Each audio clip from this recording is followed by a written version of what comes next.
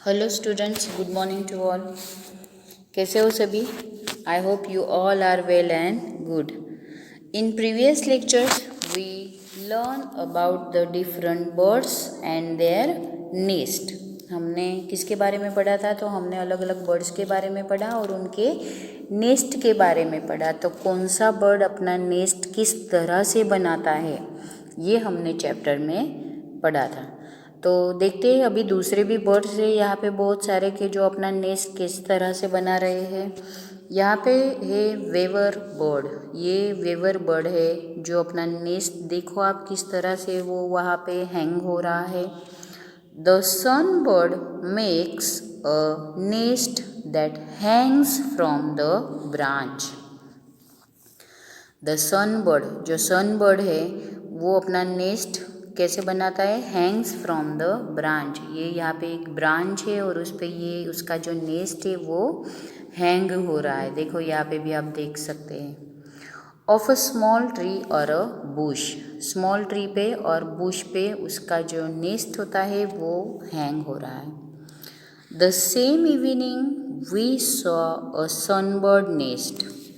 उसी शाम को उन्होंने सनबर्ड का भी नेस्ट देखा था। Can you guess what its nest is made of? क्या आपको पता है सनबर्ड के नेस्ट, सनबर्ड का जो नेस्ट है वो किस तरह से बनता है? तो the nest has hair, grass, thin twigs, dry leaves, cotton wool, bits of tree bark and pieces of cloth। इतने सारे रैग्स एंड इवन स्पाइडर काव वेब्स। ये जो पूरा नेस्ट है वो कितनी सारी तरह से, कितनी सारी चीज़ों से बना हुआ है। देखो यहाँ पे हेयर, हमारे जो बाल होते हैं, हमारे जो हेयर्स होते हैं उसका भी यूज़ करता है वो। ग्रास का यूज़ करता है वो। थिन ट्विग्स, जो लकड़ी के जो थिन ट्विग्स होते हैं उसका यूज़ करता है। ड्राई लीव्स, सूखे हुए पत्ते। कॉटन वूल का भी वो यूज़ करता है। पीसेस ऑफ क्लॉथ्स का भी वो यूज़ करता है। तो वो इतनी सारी चीज़ों से वो अपना नेस्ट यहाँ पे बनाता है। When I looked through the binoculars, I could see a chick in the nest। उसने जब ये नेस्ट बाइनोक्यूलर से देखा तो उसने अंदर देखा कि एक चिक वहाँ पे नेस्ट में था। It was sitting near the small opening in the nest।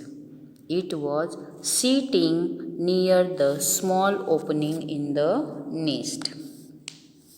क्या था वहाँ पे?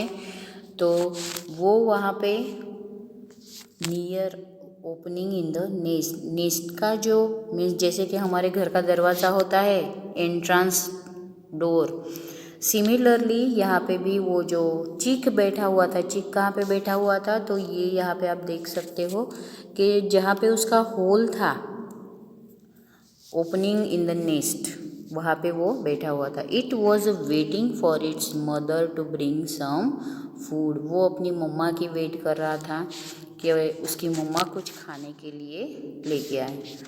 What else can it do? Just eat and sleep. छोटे बच्चे क्या करते हैं? हमारे घर में भी छोटे बच्चे क्या करते हैं? खाते हैं और सोते हैं। तो यहाँ पे भी जो बेबी बर्ड्स होते हैं, जो चिक्स होते हैं, वो क्या करते हैं? तो वो खाते हैं और सोते हैं। Do you know about the weaver bird? The male weaver bird make beautifully own nest. जो मेल वेवर बर्ड होता है वो अपना जो नेस्ट होता है वो बहुत ब्यूटीफुल बनाता है। The female looks at all the nest and chooses the one that she likes the best and decides in which to lay her eggs. फिर जो फीमेल जो होती है, जो फीमेल वेवर बर्ड होता है, उसे जो नेस्ट पसंद आता है वो जो मेल वेवर बर्ड होता है वो बहुत सारे नेस्ट बनाता है। फिर फीमेल वेवर बर्ड को जो भी नेस्ट पसंद आता है उसी नेस्ट में वो अपने एग्स रखती है। Next is all the birds are so busy these days. All the birds are so busy these days. सभी जो बर्ड्स होते हैं वो सभी बहुत बिजी होते हैं अपना अपना नेस्ट बनाने में।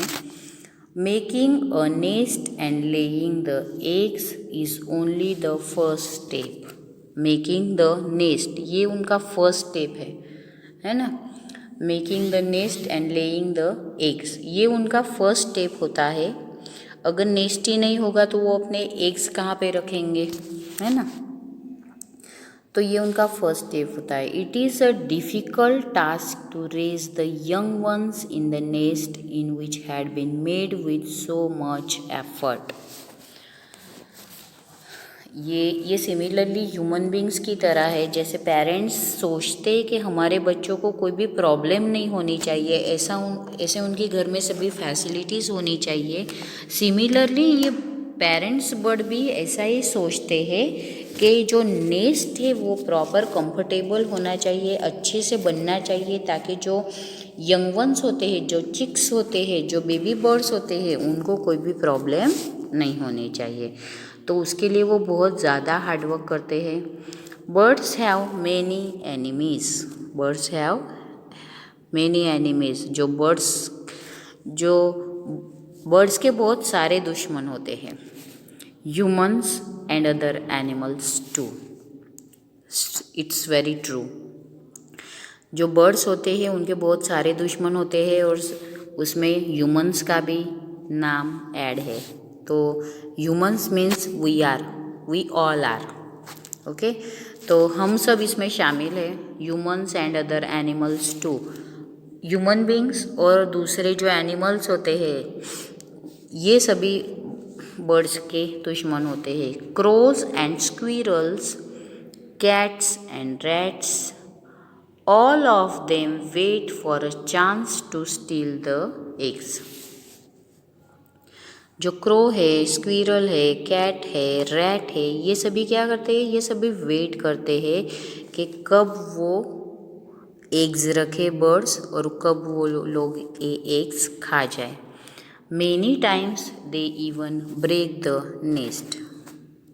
बहुत बार तो वो लोग क्या करते हैं कि वो लोग उनका नेस्ट ही तोड़ देते हैं। To keep oneself safe from a danger. To keep oneself safe from a danger.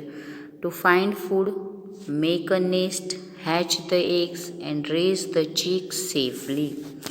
तो वो लोग बहुत सेफ, बहुत ही अपनी साइड से वो लोग जो पेरेंट्स बर्ड होते हैं वो अपनी साइड से जो उनका नेस्ट होता है वो बहुत सेफ जगह पे बनाते हैं, जहाँ पे वो अपना फूड है, अपना नेस्ट है, अपने जो एग्स है वो सेफ रख सके और जो चिक होता है वो चिक भी वहाँ से सेफली बड़ा हो सके। And these are the test for every bird. और ये जैसे हमारी जैसे एग्ज़ाम होती है ना, वैसे ही बर्ड्स की भी एग्ज़ाम होती है। जब तक वो चिक बड़ा ना हो जाए, चिक फ्लाई ना हो जाए, तब तक ये पूरी उन लोगों की एग्ज़ाम होती है कि उनके जो यंग वंस हैं, उनके जो बेबी बर्ड्स हैं, वो अच्छे से बड़े हो जाए। And see how the birds still Singh with Joy and spread their wings and fly freely. और अच्छे से वो बड़े हो जाए और फिर वो आकाश में, बोलते हैं ना, जब बच्चे बड़े हो जाते हैं तब वो अपनी मर्ज़ी से उड़ने लगते हैं, अपने मर्ज़ी से करने लगते हैं। वैसे ही जो बर्ड्स होते हैं वो भी, जो बेबी बर्ड्स होते हैं वो बड़े हो जाते हैं तो वो भी आकाश में फ्लाई फ्रीली, वो भी फ्लाइंग फ्रीली वो फ्लाइंग कर सकते हैं। इस तरह से birds use the nest only to lay their eggs. जो बर्ड्स होते हैं वो अपने नेस्ट का यूज सिर्फ अपने एग्स रखने के लिए ही करते हैं। After the eggs have hatched and the chicks have grown. After the eggs have hatched, जब eggs hatch हो जाते हैं मीन्स उसमें से बेबी निकल आता है, उसमें से चिक्स निकल आते हैं और वो चिक्स जो है वो बड़े हो जाते हैं. So they leave the nest, they leave the nest, वो अपना नेस्ट छोड़ देते हैं. How imagine how it would be if we also had to leave our home as soon as we learned how to walk and talk. है ना. Similarly है, human beings की तरह ही है. जैसे हम बड़े हो जाते हैं उस तरह से हम भी हमारा घर छोड़ देते हैं.